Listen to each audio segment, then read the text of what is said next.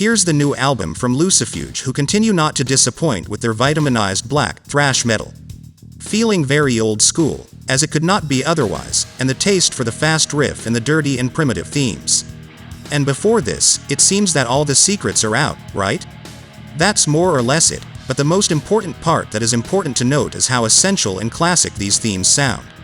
The ambience and the eternal reverence to the masters of both black and thrash, that dissolving into God, almost fools us with a whiff of South of Heaven, and black, that the path to perdition shamelessly gamifies the opening riff of Funeral Fog, gives it more speed, and it's fantastic, wins over the extreme music fan in us, because if we had gone into music, we would be doing the same. But with less brilliance, of course.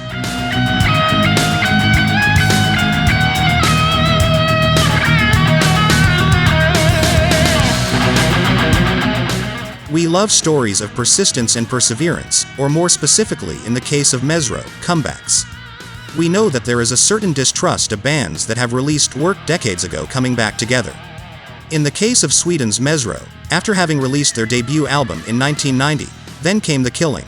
The band didn't last much longer, and only in 2021 did they get back together for good and with a renewed lineup. Far from trying, and failing, to capture past glory, Summon Thy Demons, demonstrates the enthusiasm for thrash metal as if it were a debut album, and in a way that's exactly what we have here. A debut album from a veteran band that shows its renewed energy and inspired for a second life.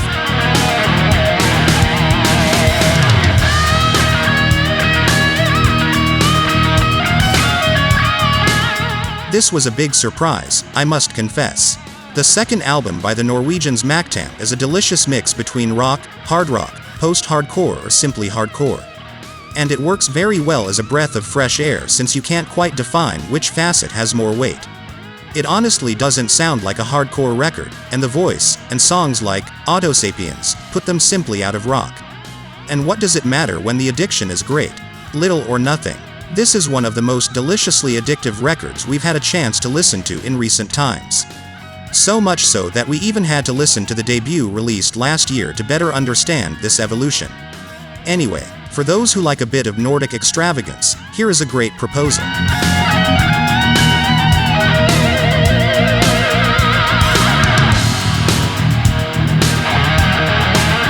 The Canadians Medieval return with their muscular power metal after a 7-year absence.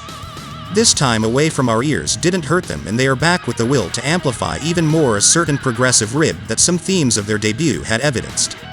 A feeling that becomes more comprehensive and more present throughout this album. The balance between heaviness, where Liam Collingwood's timbre has a lot of responsibility, and melody ends up making this more progressive ambition a success, especially in themes like The Signal or the title track. An album that is far from exhausting in the first listenings, and with a lot to offer each time we visit it.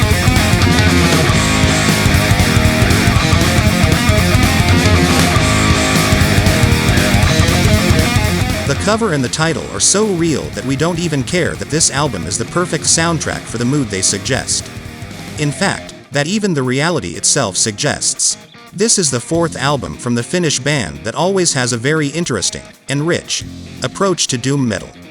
Doom, with hints of sludge and even funeral doom, and always with that very Finnish class to bring us memorable melodies and themes that have a great impact.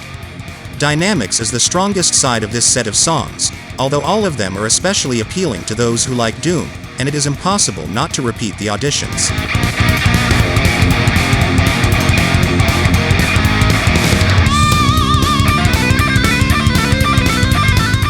When we have something that is presented to us as new wave of traditional kung fu heavy metal, there is no way to resist, it's impossible.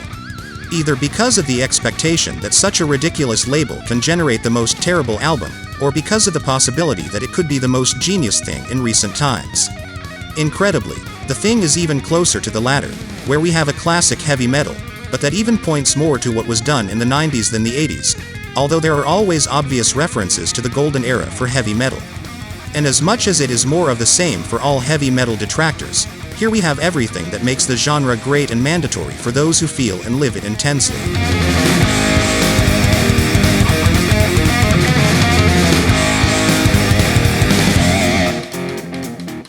Their third album, Lethem, present their masterpiece. If there were any doubts about their ability to build intricate and emotional songs, here they will simply cease to exist. We have incredible dynamics, angry outbursts that show us an emotional side as well as a sense of peace in almost minimalist passages that show the opposite side, where there is a certain peace. All this takes us on an emotional journey that becomes quite memorable. Even though it is not an easy album to internalize, especially for those who are strangers to post-metal or any kind of music that carries with it a bit of claustrophobia. Which is curious and ironic, precisely because it is the reason why we like them so much. Mandatory to check out.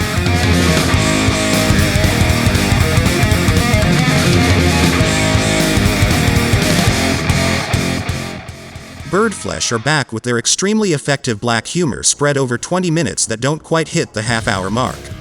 Humorous, but musically things are pretty serious. The production is solid and curiously polished, yet that doesn't take away from the power of these themes, which hit us like a series of punches as if we were wrestling with a whole coquettish kangaroo.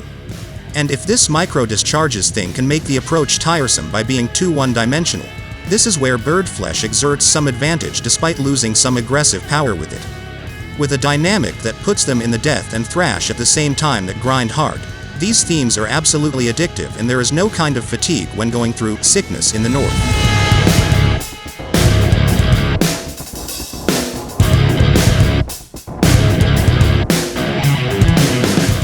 Second album from the North Americans' Void Ceremony that will not come as a surprise to those who had already caught their 2020 debut. For those who may have missed, Entropic Reflections Continuum, Dimensional Unravel, here is Threads of Unknowing, which is a powerful piece of extreme metal. Defining Void Ceremony is both easy and difficult.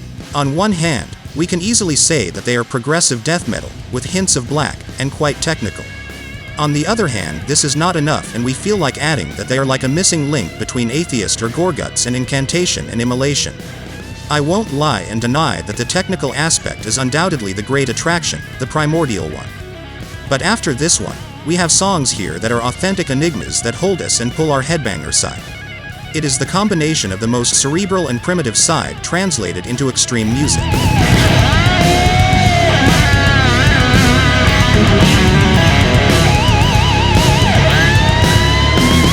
Sophomore album from the trio Redshift, who had already made an excellent impression with their 2019 debut and promised to further surpass that impact with Laws of Entropy.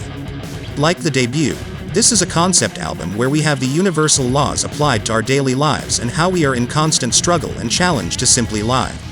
Musically, the band expands even more, getting heavier but without forgetting the melody that is such an important part of their sound, as well as some eccentricity, very evident in the theme, Entropy, with an epic sense but always with a purpose to dazzle us in a deep way, i.e. beyond filling the eye, it fills the heart. One of the most complete progressive metal albums of the last years.